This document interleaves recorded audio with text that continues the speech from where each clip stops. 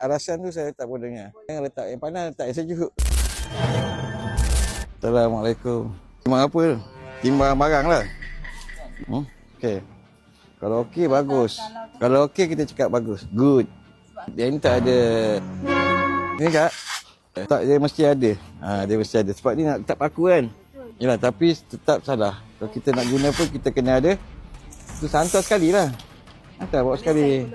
Ada dua lah. Apa timbang yang guna ada 10 kena ada. Bukan satu je. Ni, yang ni pun tak ada harga ni.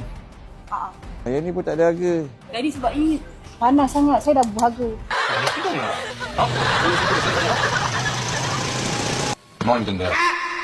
Arasan tu saya tak boleh dengar.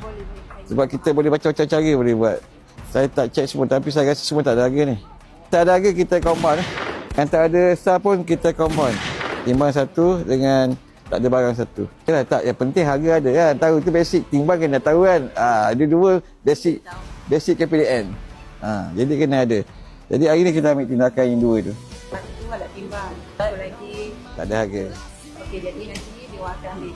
Inilah dia akan ambil tindakan Kompon. Ya? Seperti tawaran kompon untuk kesalahan tidak mempamerkan sistem perniagaan. Lain-kali bisa pamer. Lepas dah Yang ni pamer, kalau saya bayar secara online boleh ke? kena datang pejabat.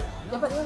Pejabat di Ipoh, cik kena pamerkan untuk tangkap gambar, bawa dekat pejabat. Tangkap pejabat. Saya print ke Print. soft copy, hard copy? Boleh. Buat daripada Majlis Pelajaran Kelakasa kan. So di bawah peruntukan undang-undang KCC kami perlukan satu kompon. Puapki terus bangunan sebelah tu bagi tingkat 2 bagi presiden puan ambil borang. Buat apa ambil borang pun ada settle. Okey, settle. Siapa yang akan explain juga lah gampang cerita pun ada.